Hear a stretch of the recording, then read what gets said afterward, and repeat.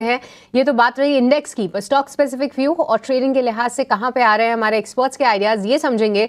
Kiran ji, very good morning. सबसे पहले आपसे ही समझना चाहेंगे कि कहां पे देख रहे हैं आप स्टॉक स्पेसिफिक मूव, और अगर कोई पहले का भी अपडेट है तो वो भी एक बार शेयर कर दीजिए। Very good morning everyone. So overall अगर आप मार्केट का मूवमेंट देखिए तो डेफिनेटली बायोडिफ का मार्केट तो अभी नहीं लग रहा है, और कहीं ना कहीं जो स्टॉक चले नहीं है, जो ब्रेकआउट के आसपास है, वहीं पे हमें ट्रेड करना चाहिए। फार्मा के अंदर और आईटी के अंदर हमने प्रीवियसली पॉजिटिव आउटलुक दिया था, और उसके हिसाब से आप देखिए एम्फोसिस है, कोफोर्ज है, यूपीएल जो हमने दिया था केमिकल सेक्टर से, वहां से एक अच्छा खासा मूव दिखा है। अब आज हम वापस दो सेक्टर लेके आए हैं। पहला जो सेक्टर है वो कहीं ना कहीं फार्मा ही है हमारा। तो फार्मा के अंदर आप सिंजीन इंटरनेशनल का चार्ट देखोगे तो डेली चार्ट के ऊपर क्लियर कट एक डबल बॉटम पैटर्न ब्रेकआउट देखने को मिला। स्टॉक अपनी 100 डेज मूविंग एवरेज के आसपास कंसोलिडेट हुआ, और कहीं ना कहीं नीचे लोअर एक बार वापस रिटेस्ट करके आया था आपकी उनकी 50 डेज मूविंग एवरेज। वहां से कल हमने एक अच्छा खासा अपमूव देखा है। अगर आप उसका मोमेंटम इंडिकेटर देखोगे तो वहां पे भी एक बुलिश डाइवर्जेंस देखने को मिल रहा है हमें।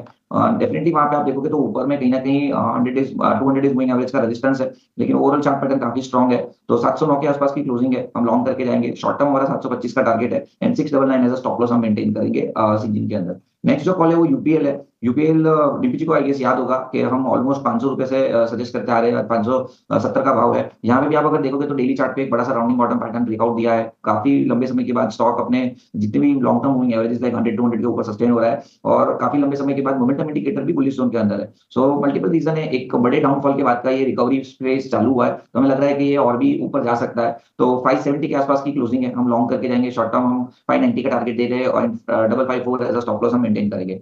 तो यूपीएल एंड सिंजिन हमारी तरफ से बाय कॉल करेंगे। यूपीएल 590 का टारगेट, 570 रुपए के आसपास का भाव है। 450 से हमने 450 रुपए से देखा कि रिकवरी का फेज शुरू हुआ, और उसके बाद ये इस लेवल पर आया है। सिंजीन जरूर थोड़ा सा वोलेटाइल एक काउंटर रहा है, लेकिन आपको इसी उतार चढ़ाव में मौके मिल रहे हैं, और वो मौका आपको हाईलाइट करवा रहे हैं किरण जी। आपके लिए जो टारगेट होगा वो होगा 725 रुपए का। स्टॉप लॉस लगा के चलना है 699 रुपए का। 1 रुपए छोड़ दिया, 1 रुपए डिस्काउंट दे दिया आपको किरण जी ने। आयुष, आप बताइए, आपके रडार पर कौन से शेयर हैं, क्या ट्रेड करने की आप सलाह दे रहे हैं? मेरे यहाँ से दो बाय कॉल रहेंगे। फर्स्ट बाय कॉल होगा मेरा बायोकॉन पे। अगर हम बायोकॉन की बात करें तो कल के सेशन में एक बहुत अच्छा सेशन हमें देखने में मिला है। एक मंथली चार्ट पे एक डाउनवर्ड स्लोपिंग ट्रेंड लाइन का ब्रेकआउट है, प्लस एक डेली चार्ट पे एक फ्लैट पैटर्न का ऑलरेडी ब्रेकआउट दे चुका है, प्लस एक पॉजिटिव आरएसआई के ऊपर एक इंट्राडे का जो रेजिस्टेंस है वो भी इसने अच्छे से ब्रेक किया, क्लोजिंग ऊपर रखी है। तो मुझे लगता है बायोकॉन को यहाँ से लिया जा सकता है फॉर टारगेट ऑफ 370। यहाँ पे जो आपको स्टॉप लॉस मेंटेन करना है वो 344 रुपीज का रहेगा। सेकंड स्टॉक मुझे मिड कैप स्पेस से बीबीएल अच्छा लग रहा है। अगर वरुण बेवरेजेस की हम यहाँ पे बात करें तो काफी टाइम से स्टॉक अपने अपवर्टाइजिंग चैनल में चल रहा है, बीट वीकली और मंथली चार्ट, प्लस एक इंट्राडे चार्ट के 60 मिनट पे एक डबल बॉटम का फॉर्मेशन, इसका ब्रेकआउट ऑलरेडी आ चुका है। यहाँ पे भी हम एक ओवरसोल्ड जोन से एक पॉजिटिव आरएसआई क्रॉसओवर देख रहे हैं। तो मुझे लगता है बीबीएल को यहाँ से बाय किया जा सकता है फॉर टारगेट ऑफ 1690। यहाँ पे जो आपको स्टॉप लॉस मेंटेन करना है 370 रुपीज का रहेगा।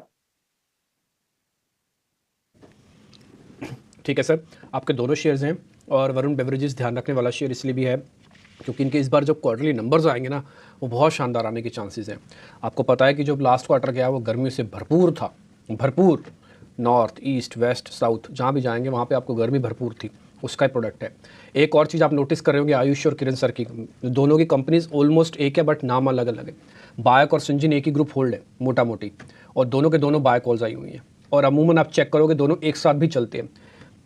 एक तो प्योर फार्मास्यूटिकल कंपनी जैसी है, और एक थोड़ी रिसर्च बेस्ड कंपनी जिसमें क्रैम्स का बिजनेस बहुत है। ठीक, तो सिंजिन 725 के टारगेट के लिए आप खरीदारी कर सकते हैं, और बायोकॉन भी आयुष सर की कॉल है, इस पर भी आप देख लीजिए। भी हमारे साथ जुड़ गए रत्नेश सर, नमस्ते, बहुत बहुत शुक्रिया, थैंक यू वेरी मच। काफ़ी दिनों बाद आपसे मुलाकात हो रही है। पहले तो अपने आप ट्रेड बताइए सर, फिर जरा जी एंटरटेनमेंट में भी पता करूंगा। पहले ट्रेड बताओ रत्नेश सर, नमस्ते।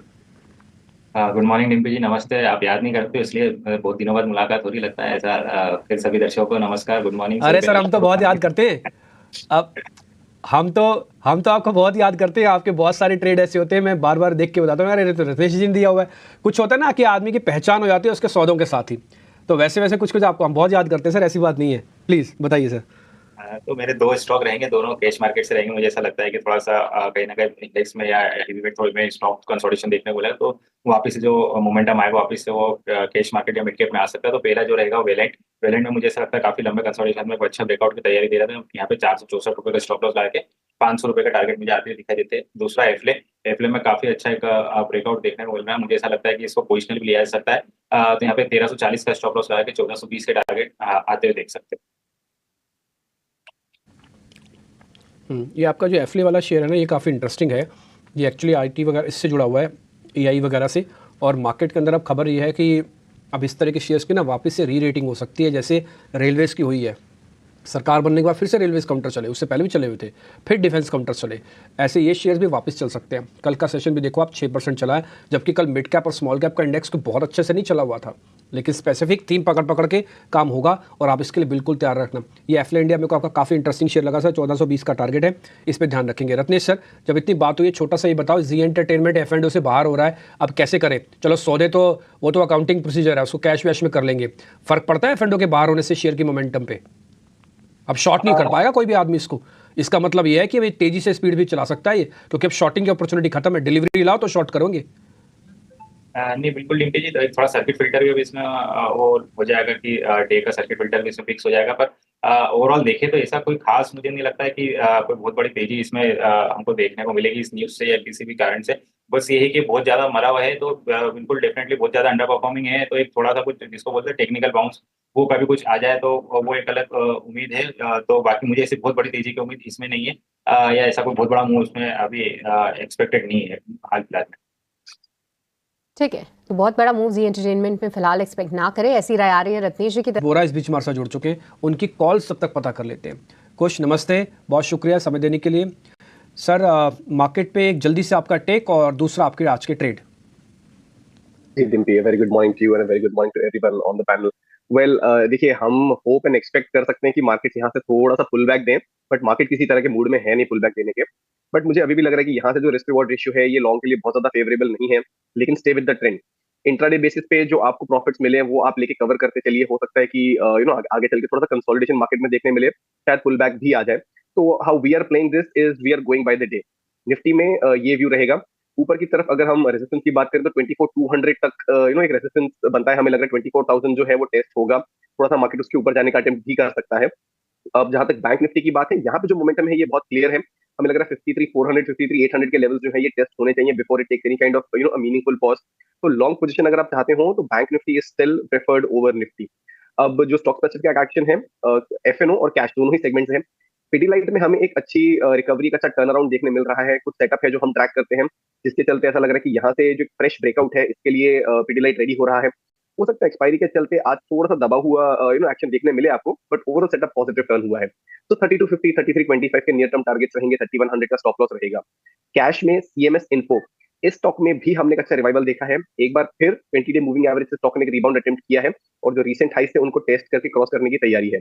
495 505 के लेवल्स रहेंगे ऑन दी अपसाइड, 475 पे अपना स्टॉप लॉस लेके चले। इन्फो सिस्टम्स से आपकी लिस्ट में है सर। एक चीज़ और बताइए, नीचे एक ना खबर इंडिया सीमेंट की भी चल रही है कि अल्ट्रा उसमें पोजीशन नहीं ले रहा है, 20% तो इक्विटी का सौदा है, तो राइट इशू वाला कंसेप्ट भी नहीं हुआ। दूसरा भाव भी इंटरेस्टिंग है, इसलिए शेयर देखिए आज फिर से 8% गैप के साथ खोल रहा है। तो आप जरा बताइए इंडिया सीमेंट और कितना चल सकता है, क्योंकि मेन एक्शन इंडिया सीमेंट में होगा, अल्ट्रा में नहीं होगा। 295 से लेकर 300 का जो रेंज है यहाँ पे मुझे लग रहा है रेजिस्टेंस है। अब इस न्यूज के चलते जो एक्शन था मोस्ट ऑफ इट मुझे लग रहा है कल हो चुका है। अब आज का जो बचा हुआ एक्शन है वो अगर आपको 295 300 के आसपास इस स्टॉक को ले जाता हुआ नजर आता है, तो मेरी सलाह रहेगी कि यहाँ पे आपको प्रॉफिट बुक करके एग्जिट कर जाना चाहिए, पार्टली इफ नॉट फुल्ली। तो now the stock is already run up quite a bit, आज न्यूज भी आ चुकी है, तो हो सकता है इसके बाद प्रॉफिट बुकिंग देखने मिले। तो जिनकी भी पोजीशन रहेगी मेरी सलाह रहेगी कि एटलीस्ट पार्शियल प्रॉफिट बुकिंग कर ले, 295 से 300 का जो जोन है इसके करीब।